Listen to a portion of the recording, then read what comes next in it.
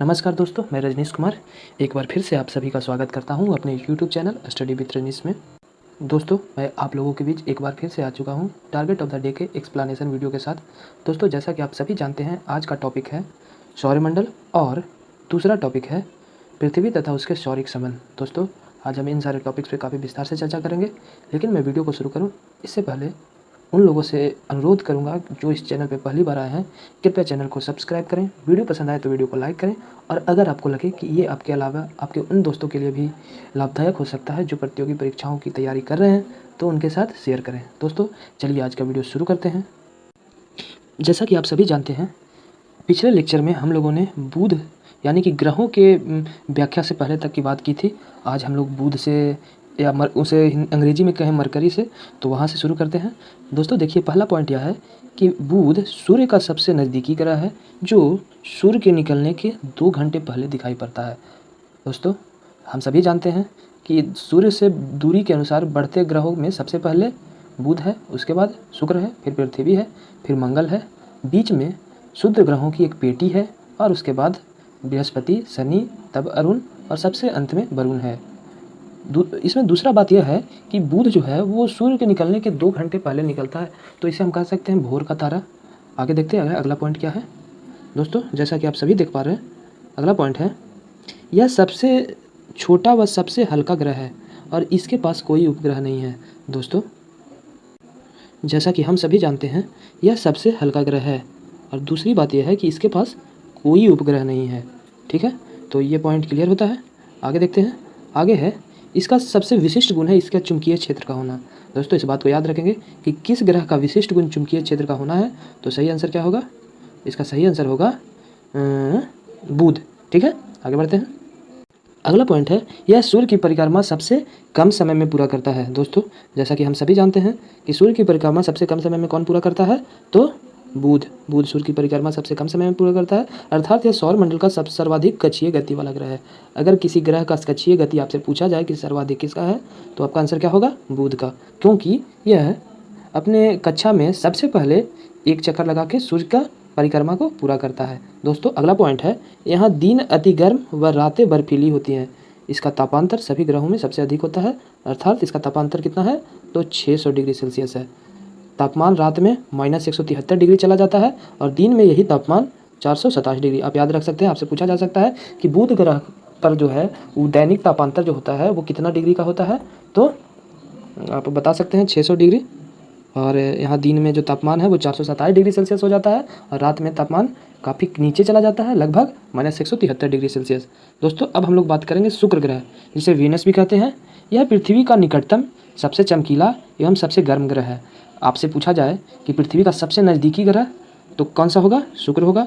आपसे ये पूछा जाए कि सबसे चमकीला ग्रह तो वो शुक्र होगा, और ये भी पूछा जाए कि अगर सबसे गर्म ग्रह तो वो भी शुक्र ही होगा। दोस्तों, यहाँ पे कंफ्यूज नहीं करना है। अगर सूर्य से बढ़ती दूरी के अनुसार अगर पूछा जाए तो ये दूसरे नंबर पर है, बावजूद इसके यह सबसे गर्म ग्रह है। इसका सबसे गर्म होने का कारण जो है वो है इसके वायुमंडल में 95% कार्बन डाइऑक्साइड का होना। दोस्तों, आगे देखते हैं। शुक्र को सांझ का तारा या भोर का तारा कहा जाता है, क्योंकि यह शाम में पश्चिम दिशा में तथा सुबह में पूरब दिशा में आकाश में दिखाई पड़ता है। सांझ का तारा भी और भोर का तारा भी किस ग्रह को कहा जाता है, तो शुक्र को। आप याद रखेंगे क्यों कहा जाता है, क्योंकि यह सुबह में पूरब में दिखाई पड़ता है और शाम में पश्चिम में दिखाई पड़ता है। क्लियर है? आगे अगला पॉइंट है यह अन्य ग्रहों के विपरीत दक्षिणावर्त चक्रण करता है। दोस्तों, दक्षिणावर्त चक्रण यानी कि क्लॉकवाइज, यानी कि पश्चिम पूर्व से पश्चिम, जबकि बाकी के ग्रह पश्चिम से पूर्व घूमते हैं, लेकिन शुक्र एक ऐसा ग्रह है जो पूर्व से पश्चिम घूमता है, अर्थात दक्षिणावर्त। अंग्रेजी में कहें तो इसे क्लॉकवाइज। अगला है इसे पृथ्वी का भगिनी ग्रह कहते हैं। यह घनत्व, आकार, व्यास इत्यादि में पृथ्वी के समान है। इसका घनत्व भी लगभग पृथ्वी के समान ही होता है, आकार भी लगभग पृथ्वी के समान है, और व्यास भी पृथ्वी के समान ही है, इसीलिए इसे पृथ्वी का भगिनी ग्रह कहा गया है। दूसरी बात जो है अगली बात जो है इसमें वो यह है कि इसके पास कोई उपग्रह नहीं है। दोस्तों, हम लोग 2 ग्रहों के बारे में देखें जिसके पास कोई उपग्रह नहीं है, एक बुध और दूसरा शुक्र। इस प्रकार हम लोगों ने 2 ग्रहों को क्लियर किया, बुध और शुक्र। आगे हम लोग देखते हैं बृहस्पति को। यह सौर मंडल का सबसे बड़ा ग्रह है जो अपनी धुरी पर चक्कर लगाने में 10 घंटा और सूर्य का परिक्रमा करने में 12 वर्ष लगाता है। सौर मंडल का अगर सबसे बड़ा ग्रह पूछा जाए आपसे तो क्या होगा? बृहस्पति होगा। यह अपने धुरी पर 10 घंटे में ही चक्कर लगा लेता है, यानी कि इसका परिभ्रमण काल जो होता है वो सबसे कम होता है। दोस्तों इसका जो परिभ्रमण काल है वो 10 घंटा है, लेकिन परिक्रमण काल जो है इसका 12 वर्ष है। बृहस्पति का द्रव्यमान सूर्य के द्रव्यमान का 1/1000वां भाग है। दोस्तों हम लोग जानते हैं कि सबसे भारी ग्रह जो है वो बृहस्पति ही है और यह सूर्य के द्रव्यमान का 1/1000वां भाग है। दोस्तों अगला पॉइंट है, बृहस्पति का उपग्रह गैनीमेड जो कि पीले रंग का है सभी ग्रहों में सबसे बड़ा है। आपसे अगर पूछा जाए कि सबसे बड़ा उपग्रह कौन है तो क्या आंसर होगा? गैनीमेड होगा। और आपसे अगर पूछा जाए कि दूसरा सबसे बड़ा उपग्रह कौन है तो उसका आंसर होगा टाइटन। टाइटन शनि का उपग्रह है जबकि गैनीमेड बृहस्पति का उपग्रह है। दोस्तों अब हम लोग लाल ग्रह की बात करेंगे जिसे मंगल भी कहते हैं।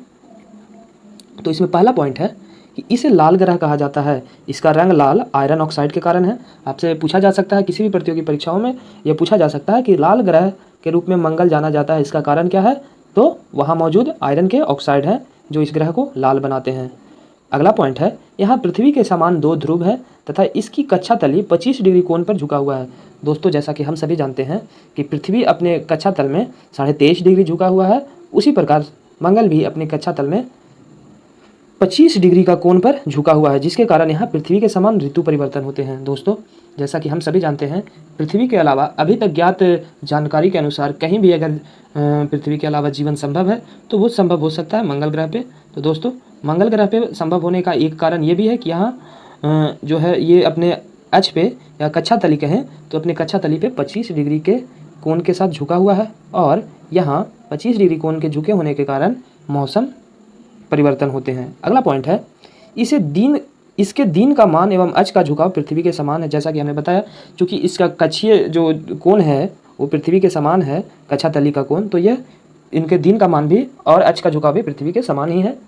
अगला पॉइंट है, यह अपनी धुरी पर 24 घंटे में एक बार पूरा चक्कर लगाता है। तो जैसा कि हम सभी जानते हैं पृथ्वी भी अपनी धुरी पर लगभग 24 घंटे में एक चक्कर लगाता है, उसी प्रकार मंगल भी अपनी धुरी पर 24 घंटे में एक बार पूरा चक्कर लगाता है। अगला पॉइंट है, इसके 2 उपग्रह हैं, फोबोस और डीमोस। जैसा कि हम सभी जानते हैं, आपसे अगर पूछा जाए कि मंगल के 2 उपग्रह कौन हैं तो फोबोस और डीमोस होगा। और डीमोस जो है इसकी एक खासियत और यह है कि यह सभी उपग्रहों में सबसे छोटा है। अगला पॉइंट है, सूर्य की परिक्रमा करने में से 687 दिन लगते हैं। दोस्तों मंगल ग्रह को सूर्य की परिक्रमा करने में कितने दिन लगते हैं तो 687 दिन। अगला पॉइंट है, सौर मंडल का सबसे बड़ा ज्वालामुखी ओलिपस मेसी एवं सौर मंडल का सबसे ऊंचा पर्वत निक्स ओलंपिया जो माउंट एवरेस्ट से 3 गुना अधिक ऊंचा है, इसी ग्रह पर स्थित है। दोस्तों हम लोग पढ़ चुके हैं कि माउंट एवरेस्ट की ऊंचाई 8848 मीटर है, जबकि निक्स ओलंपिया जो कि मंगल ग्रह पर है इसकी ऊंचाई लगभग 25 किलोमीटर है। तो यहाँ पे आप ध्यान में रखेंगे, अगर आपसे पूछा जाए कि सौर मंडल का सबसे बड़ा ज्वालामुखी कौन है तो ओलिपस मेसी है। ओलिपस मेसी किस ग्रह का भाग है तो मंगल ग्रह का। और वहीं पूछा जाए कि सौर मंडल का सबसे ऊंचा पर्वत कौन है तो इसका आंसर होगा निक्स ओलंपिया जो कि मंगल ग्रह पर है। दोस्तों यहाँ पे देखिए लूसेंट में मैंने पहले भी बताया आपको कि लूसेंट में जो रेड कलर के बॉक्स में जो पॉइंट्स दिए जाते हैं वो काफ़ी इंपॉर्टेंट होते हैं। आप उसको तो अपने जुबान पे रखें ही रखें, और मैं जो बता रहा हूँ वो सारे बात को भी आप ध्यान से रखेंगे क्योंकि ये आपके प्रतियोगी परीक्षाओं के लिए काफ़ी महत्वपूर्ण हो सकते हैं। मैं जो ये बात बता रहा हूँ ये मैंने काफ़ी मेहनत से कहीं ना कहीं से पढ़ा है, तभी आपको बता पा रहा हूँ। यहाँ देखिए नोट्स में लिखा है, मार्स ओडेसी नामक कृत्रिम उपग्रह से मंगल पर बर्फ छत्रकों और हिम शीतित जल की उपस्थिति की सूचना मिली है। आपसे पूछा जा सकता है कि मंगल ग्रह पर बर्फ छत्रकों और हिम शीतित जल की उपस्थिति की सूचना किस कृत्रिम उपग्रह से मिली है तो आपका आंसर क्या होगा? Mars Odyssey. आगे देखिए, इसीलिए पृथ्वी के अलावा यह एकमात्र ग्रह है जिस पर जीवन की संभावना व्यक्त की जाती है। 6 अगस्त 2012 ईस्वी को नासा का मार्स क्यूरोसिटी रोवर नामक अंतरिक्ष यान मंगल ग्रह पर गेल क्रेटर नामक स्थान पर पहुंचा। आपसे पूछा जा सकता है कि नासा का कौन सा यान मंगल ग्रह के गेल क्रेटर पे पहुंचा तो आपका आंसर होगा मार्स क्यूरोसिटी रोवर। या ऐसे भी पूछा जा सकता है कि नासा का मार्स क्यूरोसिटी रोवर नामक अंतरिक्ष यान मंगल ग्रह के किस स्थान पर पहुंचा था तो आंसर आपका होगा गेल क्रेटर। आप इसको ध्यान में रखेंगे। यह मंगल ग्रह पर जीवन की संभावना तथा उसके वातावरण का अध्ययन कर रहा है। जो मार्स क्यूरोसिटी रोवर 2012 में नासा के द्वारा प्रक्षेपित किया गया वह आज भी मंगल ग्रह पे जीवन की संभावनाओं का अध्ययन कर रहा है। अगला पॉइंट है, भारतीय अंतरिक्ष अनुसंधान संस्थान यानी इसरो ने अपना मंगलयान मार्स ऑर्बिट मिशन, जिसे शॉर्ट में मॉम कहते हैं, 5 नवंबर 2013 को श्रीहरिकोटा से ध्रुवीय अंतरिक्ष प्रक्षेपण यान PSLV C-25 से प्रक्षेपित किया। दोस्तों यहाँ पे आपके लिए काफ़ी महत्वपूर्ण पॉइंट्स हैं, जैसे कि इसरो ने मार्स मिशन जो है, या मॉम बोले उसे, कब प्रक्षेपित किया? तो 5 नवंबर 2013। और ये भी प्रश्न बनता है कि किस प्रक्षेपण यान से प्रक्षेपित किया? आपके ऑप्शन हो सकते हैं बहुत सारे, लेकिन आंसर क्या होगा इसमें? PSLV C-25। दोस्तों, जैसा कि हम सभी जानते हैं कि इसरो का जो लॉन्चिंग पैड है वो श्रीहरिकोटा में है, जो कि आंध्र प्रदेश के राजनीतिक सीमा या भौगोलिक सीमा के अंतर्गत आता है। अगला पॉइंट है, उसी में आगे है, इसरो सोवियत अंतरिक्ष कार्यक्रम, नासा एवं यूरोपीय अंतरिक्ष एजेंसी के बाद चौथी अंतरिक्ष एजेंसी है जिसने मंगल ग्रह के लिए अपना अंतरिक्ष यान भेजा। तो आपसे पूछा जा सकता है कि भारत ऐसा कैवा देश बना जिसने मंगल मिशन भेजा? तो आपका आंसर चौथा होगा। इससे जो पहले के देश हैं वे कौन कौन से हैं? तो सोवियत संघ, चाइना और इसके पहले जो देश हैं वो कौन कौन से हैं? सोवियत संघ, नासा और यूरोपियन अंतरिक्ष एजेंसी। दोस्तों, आगे हम लोग बात करेंगे शनि ग्रह की। यह आकार में दूसरा सबसे बड़ा ग्रह है। हम लोग बात कर चुके हैं, पहला सबसे बड़ा ग्रह आकार में कौन है? बृहस्पति है, दूसरा शनि है। इसकी विशेषता है इसके तल के चारों ओर वलय का होना। दोस्तों, हम सभी जानते हैं कि शनि ग्रह के चारों ओर एक वलय है और इन वलयों की संख्या 7 है। यह आकाश में पीले तारे के समान दिखाई पड़ता है। दोस्तों, हम लोग जानते हैं कि जितने भी दीन नाम से ग्रह हैं, यानी कि जैसे मंगल, बुध, बृहस्पति, शुक्र, शनि, ये सभी ग्रह को हम लोग नंगी आंखों से देख सकते हैं। तो यह आकाश में जो है शनि ग्रह, वो आकाश में पीले तारे के समान दिखाई पड़ता है। अगला पॉइंट है, इसका घनत्व अन्य सभी ग्रहों एवं जल से भी कम है, यानी इसे जल में रखने पर तैरने लगेगा। दोस्तों, हम सभी जानते हैं कि ग्रहों में सबसे अधिक घनत्व बुध का है, उसके बाद शुक्र है, उसके बाद पृथ्वी है, फिर शुक्र है, फिर मंगल है। तो अगर आपसे पूछा जाए कि सबसे कम घनत्व वाला ग्रह कौन है, तो शनि होगा। इसका घनत्व जल के घनत्व से भी कम होता है, अर्थात अगर इसे जल पे रखा जाए तो उसमें तैरने लगेगा। दोस्तों, आगे हम लोग बात करेंगे। अगला पॉइंट है, शनि का सबसे बड़ा उपग्रह टाइटन है, जो सौर मंडल का दूसरा सबसे बड़ा उपग्रह है। यह आकार में बुध के बराबर है। दोस्तों, मैंने आपको बताया कि टाइटन जो है वो सौर मंडल का दूसरा सबसे बड़ा ग्रह है। पहला सबसे बड़ा ग्रह गैनीमेड है, जो कि बृहस्पति का उपग्रह है। आगे है, टाइटन की खोज 1665 ईस्वी में डेनमार्क के खगोल शास्त्री क्रिश्चियन हाइजोन ने की। आपसे पूछा जा सकता है, टाइटन की खोज 1665 ईस्वी में डेनमार्क के खगोल शास्त्री क्रिश्चियन हाइजोन ने की। यह एकमात्र ऐसा उपग्रह है जिसकी पृथ्वी जैसा स्वयं का सघन वायुमंडल है। आपसे यह भी प्रश्न पूछा जा सकता है, प्रतियोगी परीक्षाओं के लिए काफ़ी महत्वपूर्ण जान पड़ता है कि कौन सा उपग्रह है जिसके पास पृथ्वी के जैसा अपना सघन वायुमंडल है। तो आपका आंसर होगा टाइटन। अगला पॉइंट है, फोबे नामक शनि का उपग्रह इसकी कक्षा में घूमने की विपरीत दिशा में घूमता है, अर्थात यह पूर्व से पश्चिम की ओर घूमता है। आपसे प्रश्न पूछे जा सकते हैं कि शनि का कौन सा उपग्रह क्लॉकवाइज घूमता है? आपका आंसर होगा फोबे। दोस्तों, अगला ग्रह है यूरेनस यानी अरुण। तो इसमें पहला पॉइंट है, यह आकार में तीसरा सबसे बड़ा ग्रह है और इसका तापमान लगभग -215 डिग्री सेल्सियस होता है। दोस्तों, जैसा कि हम सभी जानते हैं, आकार में सबसे बड़ा ग्रह बृहस्पति है, उसके बाद शनि है, उसके बाद अरुण, और इसका तापमान कितना होता है? -215 डिग्री सेल्सियस। अगला पॉइंट है, इसकी खोज 1781 ईस्वी में विलियम हर्शल द्वारा की गई। अरुण ग्रह की खोज किसके द्वारा की गई? विलियम हर्शल के द्वारा। कब किया गया? तो 1781 ईस्वी में। अगला पॉइंट है, इसके चारों ओर 9 वलयों में से 5 वलयों का नाम अल्फा, बीटा, गामा, डेल्टा तथा इप्सिलॉन है। दोस्तों, जैसा कि हम सभी जानते हैं, शनि के चारों ओर भी वलय मौजूद है और अरुण के चारों ओर भी वलय मौजूद है। शनि के वलयों की संख्या 7 है, जबकि अरुण के वलयों की संख्या 9 है। अरुण में पाए जाने वाले वलयों में 5 वलय हैं, अल्फा, बीटा, गामा, डेल्टा और इप्सिलॉन। अगला पॉइंट है, यह अपने अक्ष पर सूर्य के पश्चिम की ओर घूमता है। यह अपने अक्ष पर पूर्व से पश्चिम की ओर घूमता है, जबकि अन्य ग्रह पश्चिम से पूर्व की ओर घूमते हैं। यहाँ सूर्योदय पश्चिम की ओर एवं सूर्यास्त पूरब की ओर होता है। इसके सभी उपग्रह भी पृथ्वी के विपरीत दिशा में परिभ्रमण करते हैं।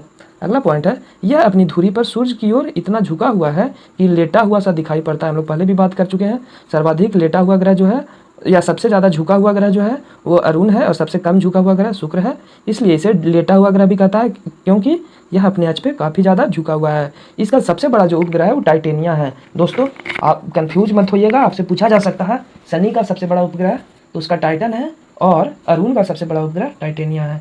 दोस्तों, अब हम लोग नेपच्यून की बात करेंगे, जिसे हिंदी में बरून कहते हैं। इसकी खोज 1646 ईस्वी में जर्मन खगोलज्ञ जोहान गाले ने की। नई खगोलीय व्यवस्था में यह सूर्य से सबसे दूर स्थित ग्रह है। इसका निर्धारण 2006 ईस्वी में प्राग सम्मेलन में किया गया था, जब यम को ग्रह की श्रेणी से हटा दिया गया था। तब से वरुण सूर्य से सबसे दूर स्थित ग्रह है। यह हरे रंग का ग्रह है, यानी यह हरे रंग के प्रकाश को उत्सर्जित करता है। आपसे पूछा जा सकता है हरे रंग का ग्रह किसे कहा जाता है? वरुण को।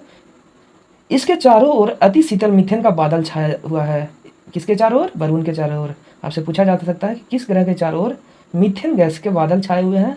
तो इसका आंसर होगा वरुण। अगला पॉइंट है, इसके उपग्रहों में ट्राइटन प्रमुख है। देखिए दोस्तों, टाइटेनिया अगर पूछा जाए तो अरुण का, और ट्राइटन पूछा जाए तो वरुण का, और सिर्फ टाइटन पूछा जाए तो शनि का। यहाँ पे कंफ्यूज बिल्कुल मत होना दोस्तों। जैसा कि आप देख पा रहे हैं, अगला ग्रह है पृथ्वी। आकार में 5वां सबसे बड़ा ग्रह है। पृथ्वी का अक्ष उसके कक्षा तल पर बने लंब से 23.5 डिग्री झुका हुआ है। दूसरे शब्दों में पृथ्वी का अक्ष पृथ्वी का कक्षा तल से 66.5 डिग्री के कोण का बना होता है, कौन बनाता है? देखिए दोस्तों, इसको हम अच्छे से समझेंगे।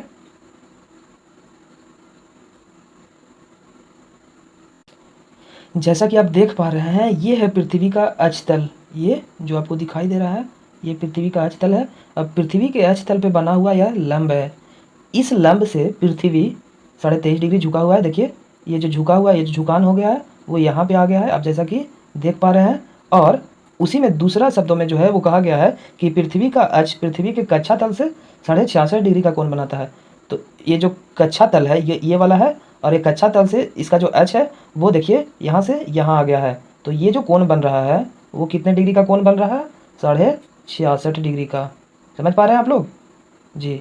तो जैसे यहाँ पे हमेशा कन्फ्यूजन बना रहता है कि पृथ्वी का अक्ष अपने कक्षा तल पर बने लंब, ये जो कक्षा तल है इस पर ये लंब बना हुआ है, और इस लंब से 23.5 डिग्री झुका हुआ है। और दूसरे शब्दों में अगर कहें तो पृथ्वी का अक्ष, ये जो पृथ्वी का अक्ष है, ये पृथ्वी का अक्ष है, देख पा रहे हैं आप? इसके जो कक्षा तल है इससे 66.5 डिग्री का कोण बनाता है। क्लियर होगा आप लोगों को? जैसा कि मैंने समझाने का प्रयास किया है, इससे बेहतर मैं नहीं कर पा सकता, और मैंने अपने बेहतर को ही आपको दिया है। आगे देखिए, अगला पॉइंट है, यह सौर मंडल का एकमात्र ग्रह है जिस पर जीवन है। इसका एकमात्र उपग्रह चंद्रमा है। दोस्तों, जैसा कि हम सभी जानते हैं, पृथ्वी का एकमात्र जो प्राकृतिक उपग्रह है वो चंद्रमा है। आगे देखिए, इसका विषुवतीय व्यास जो है वो 12,756 किलोमीटर है, और ध्रुवीय व्यास 12,713.6 किलोमीटर है। दोनों व्यासों का अंतर अगर पूछा जाए तो 43 डिग्री। इस बात को आप हमेशा ध्यान में रखेंगे कि पृथ्वी का ध्रुवीय व्यास एवं विषुवतीय व्यास में अंतर जो है वो कितने डिग्री का है? तो आपका आंसर होगा 43 डिग्री। ये प्रश्न आपसे पूछे जा सकते हैं, ठीक है। अगला है, पृथ्वी का औसत व्यास 12,742 किलोमीटर है। इसकी गणना सर्वप्रथम किसने की थी? तो इरेटोस्थनीज ने। ये जो नाम आप देख रहे हैं, इन्होंने ही सबसे पहले बताया था कि पृथ्वी का व्यास जो है 12,742 मीटर है, ठीक है दोस्तों। आगे देखते हैं, पृथ्वी से सूर्य की दूरी जो है, या सूर्य से पृथ्वी की दूरी जो है वो 1400 या कह सकते हैं 149.6 मिलियन किलोमीटर है, ठीक है। आपसे पूछा जा सकता है कि सूर्य से पृथ्वी की दूरी कितनी है? तो 149.6 मिलियन, या 14, इसको अगर करोड़ में बोले तो 14,96,00,000 किलोमीटर है। आगे देखिए, अगला पॉइंट है कि यह अपने अक्ष पर पश्चिम से पूर्व 1610 किलोमीटर प्रति घंटा की चाल से चलती है। पृथ्वी अपने अक्ष पे किस चाल से चलती है? तो 1610 किलोमीटर प्रति घंटा की चाल से। किधर से किधर? तो पश्चिम से पूरब चलती है, और यह 23 घंटे 56 मिनट और 4 सेकंड में एक चक्कर लगाती है। आप इसको याद रखेंगे, 23 घंटा 56 मिनट और 4 सेकंड में एक चक्कर लगाती है। आगे है, पृथ्वी की इस गति को घूर्णन या दैनिक गति कहते हैं।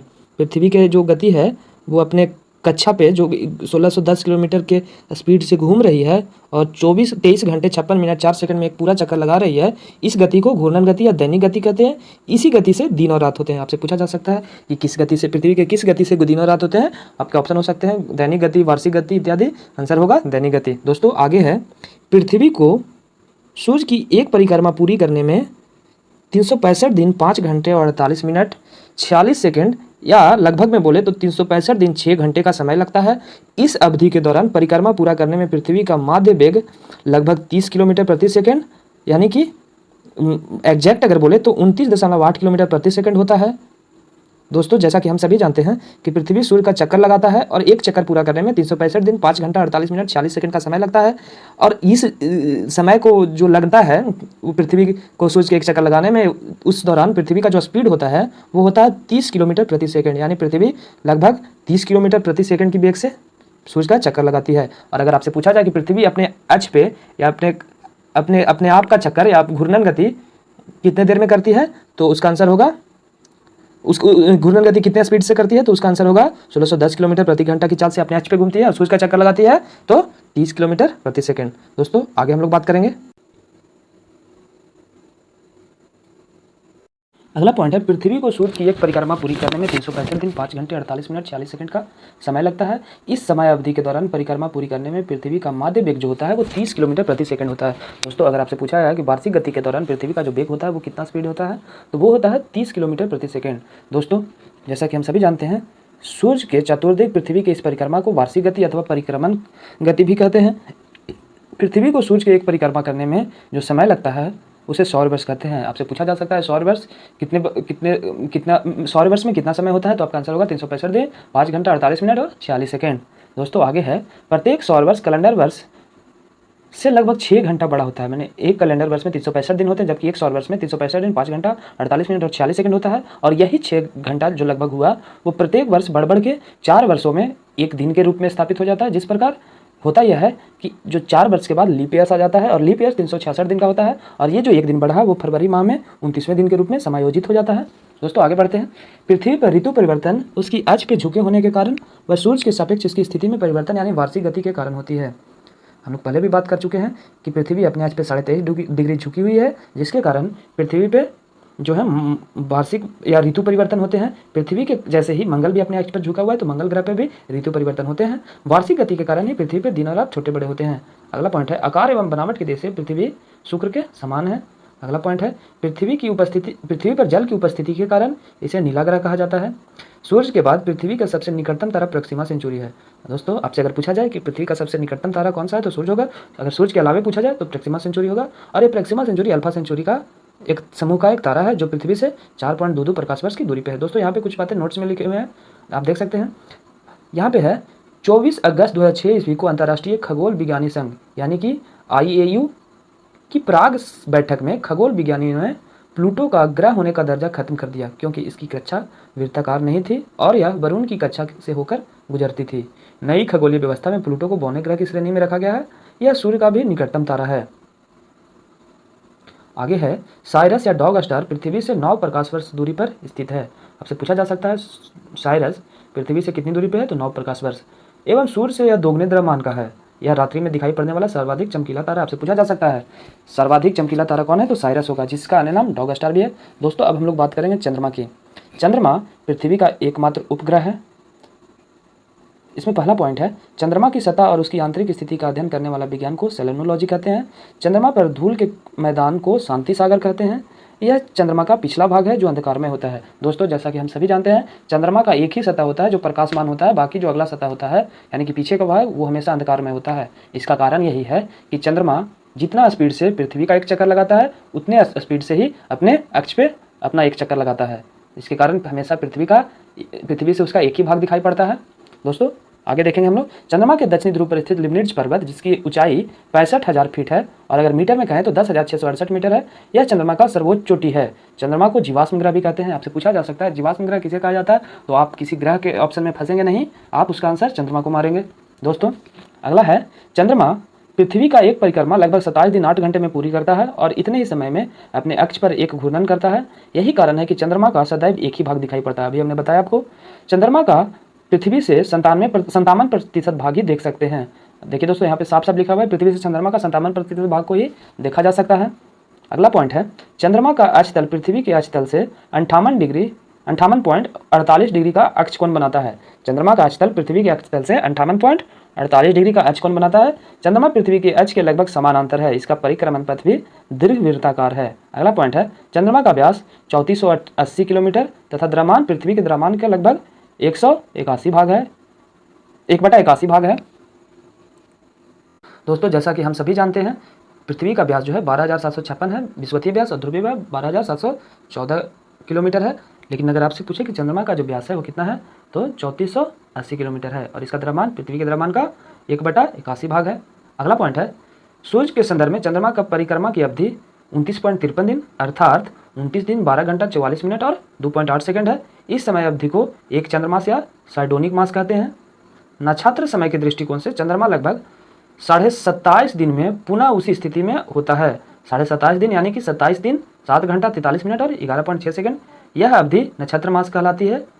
अगला पॉइंट है, ज्वार उठने के लिए अपेक्षित सौर और चंद्रमा की शक्तियों का जो अनुपात है वो 11:5 है। दोस्तों जैसा कि हम सभी जानते हैं ज्वार उठने के लिए अपेक्षित सौर और चंद्रमा की शक्तियों का जो अनुपात है 11:5 है। मैं आपको बता दूं कि चंद्रमा तथा सूर्य दोनों मिलकर अपने गुरुत्वाकर्षण बल के द्वारा पृथ्वी पर ज्वार भाटाएं की स्थिति उत्पन्न करते हैं, और जिसमें चंद्रमा का जो है वो योगदान होता है वो सूर्य के तुलना में ज़्यादा होता है। अगर अनुपात में बात करें तो यह अनुपात 11.5 होता है, जिसका कारण यही है कि चंद्रमा पृथ्वी से नज़दीक है सूर्य की तुलना में। भले ही सूर्य आकार में बड़ा है लेकिन वह पृथ्वी से काफ़ी दूर है। आगे है, अपोलो के अंतरिक्ष यात्रियों द्वारा लाए गए चट्टानों से पता चला है कि चंद्रमा भी उतना ही पुराना है जितना पृथ्वी, यानी कि 460 करोड़ वर्ष। इन चट्टानों में टाइटेनियम अधिक मात्रा में पाया जाता है। दोस्तों, जब हम ब्रह्मांड की उत्पत्ति के बारे में पढ़ेंगे तो हम पाएंगे कि सभी पिंड एक एकक गोलक परमाणु थे, यानी कि एक ही परमाणु से टूटकर बने हैं। तो इससे तारे भी बने, ग्रह भी बने, उपग्रह भी बने। तो अपोलो मिशन ने इस बात को सिद्ध किया। अपोलो मिशन से जो चट्टान लाया गया उससे कार्बन डेटिंग विधि से उसकी आयु निकाली गई, तो पता चला कि वह उतना ही पुराना है जितना पृथ्वी है, अर्थात 460 करोड़ वर्ष। और इन चट्टानों में टाइटेनियम अधिक मात्रा में मिले थे। आपसे पूछा जा सकता है कि अपोलो मिशन में अंतरिक्ष यात्रियों द्वारा लाए गए चट्टान में किस पदार्थ या किस तत्व की अधिकता थी, तो टाइटेनियम होगा। सुपरमून, ध्यान से सुनेंगे। जब चंद्रमा पृथ्वी से सबसे नजदीक होता है तो उसकी स्थिति को सुपरमून कहते हैं। इसे पेरिजी फुल मून भी कहते हैं। इसमें चांद 14% ज़्यादा बड़ा और 30% अधिक चमकीला दिखाई पड़ता है। आपसे प्रश्न यहाँ से पूछे जा सकते हैं कि सुपरमून में चंद्रमा अपने वास्तविक स्थिति से कितना प्रतिशत बड़ा दिखाई पड़ता है, तो 14%, और कितना प्रतिशत अधिक चमकीला दिखाई पड़ता है, तो 30%। चंद्रमा और पृथ्वी के बीच की औसत दूरी जो है 3,84,365 किलोमीटर है। दोस्तों, जैसा कि हम सभी जानते हैं, पृथ्वी और चंद्रमा के बीच की दूरी है 3,84,365 किलोमीटर। आगे आप देख रहे होंगे ब्लू मून। एक कैलेंडर माह में 2 पूर्णिमाएं हो तो दूसरी पूर्णिमा का चांद ब्लू मून कहलाता है। इसका मुख्य कारण 2 पूर्णिमाओं के बीच अंतराल 31 दिन से होना है। ऐसा 2-3 साल पर होता है। अगस्त 2012 में 2 पूर्णिमा देखे गए। इनमें से 31 अगस्त के पूर्णिमा को ब्लू मून कहा गया। दोस्तों, आगे लिखा हुआ है, जब किसी वर्ष विशेष में 2 या अधिक माह ब्लू मून के होते हैं तो वह वर्ष मून ईयर कहा जाता है। वर्ष 2018 ऐसा ही कुछ था, तो इसे ब्लू मून ईयर माना गया। नोट में आगे लिखा हुआ है दोस्तों, सी ऑफ ट्रैंक्विलिटी। चंद्रमा का वह स्थान जहां अमेरिका का अंतरिक्ष यान अपोलो 11 उतरा था, उस स्थान को क्या कहते हैं? सी ऑफ ट्रैंक्विलिटी। आगे है हेडिंग बौने ग्रह। पॉइंट में है यम डैश देके लिखा हुआ है। आईएयू ने नया नाम 134-340 रखा। इसकी खोज क्लॉड टॉमवे ने 1930 ईस्वी में की थी। अगला पॉइंट है, अगस्त 2006 ईस्वी में आईएयू की प्राग सम्मेलन में ग्रह कहलाने के मापदंड पर खरे नहीं उतरने के कारण यम को ग्रह की श्रेणी से अलग कर बौने ग्रह की श्रेणी में रखा गया। यम को क्यों बौने ग्रह में रखा गया, उसका कारण दिया है। आकार में यह चंद्रमा से छोटा है। दूसरा, इसकी कक्षा का वृत्ताकार नहीं होना। तीसरा, वरुण की कक्षा को काटना। ये 3 कारण थे जिसके कारण यम को ग्रह की श्रेणी से बाहर रखा गया। पहला तो यह आकार में काफ़ी छोटा था। यह बुध के आकार के या बुध के व्यास का कहे तो 1/5 भाग है, तो आप अनुमान लगा सकते हैं कि यह काफ़ी छोटा होगा। दूसरा, इसका जो कक्षा था वो वृत्ताकार नहीं था। टेढ़े मेढ़े होने के कारण यह वरुण की कक्षा को भी क्रॉस करता था। अगला है सेरस। इसकी खोज इटली के खगोल शास्त्री पियाजी ने किया था। अगला पॉइंट है, आईएयू की नई परिभाषा के अनुसार इसे बौने ग्रह की श्रेणी में रखा गया। यम की बात हो रही है यहाँ पे। इसे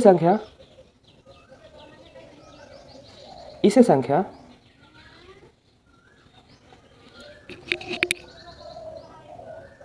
दोस्तों हम लोग फिर से देखेंगे सेरस। इसकी खोज इटली के खगोल शास्त्री पियाजी ने किया था। आईएयू की नई परिभाषा के अनुसार इसे बौने ग्रह की श्रेणी में रखा गया है। इसे संख्या 1 से जाना जाएगा। इसका व्यास बुध के व्यास का 1/5 भाग होता है। नोट में यहाँ पे दिया हुआ है, अन्य बौने ग्रह में चेरॉन 2003 यूबी 113 जिसे इरिस भी कहा जाता है। दोस्तों, यहाँ पे सौर परिवार का सारणी दिया है, आप इसे याद कर लेंगे। इसे तो कुछ मतलब इसमें डिस्क्राइब करने का है नहीं। अब देखेंगे लघु सौर मंडलीय पिंड, शुद्ध ग्रह जिसे एस्टेरॉइड भी कहते हैं। मंगल एवं बृहस्पति ग्रह की कक्षाओं के बीच कुछ छोटे छोटे आकाशीय पिंड हैं जो सूर्य की परिक्रमा कर रहे हैं, उन्हें क्षुद्र ग्रह कहते हैं। खगोल शास्त्रियों के अनुसार ग्रहों के विस्फोट के फलस्वरूप टूटे टुकड़ों से क्षुद्र ग्रह का निर्माण हुआ। क्षुद्र ग्रह जब पृथ्वी से टकराते हैं तो पृथ्वी के पृष्ठ पर विशाल गर्त का निर्माण होता है, जिसमें महाराष्ट्र के बुल्ढाना जिला में स्थित लोनार झील को देखा जा सकता है। फोरबेस्टा एकमात्र क्षुद्र ग्रह है जिसे हम लोग नंगी आंखों से देख सकते हैं।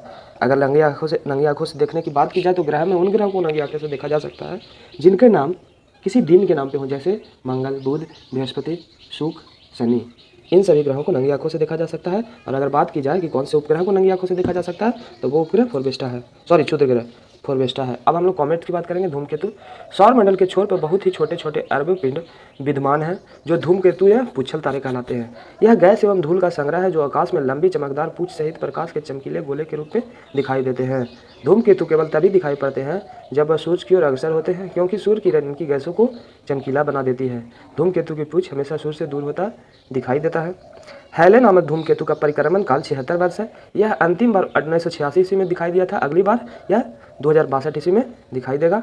अगला पॉइंट है, धूमकेतु हमेशा के लिए टिकाऊ नहीं होते, फिर भी प्रत्येक धूमकेतु के लौटने का एक निश्चित समय होता है। जैसे आपने देखा हैले का 76 वर्ष के बाद लौटता है, 1986 में आखिरी बार दिखाई दिया था और अगली बार 2062 में दिखाई देगा।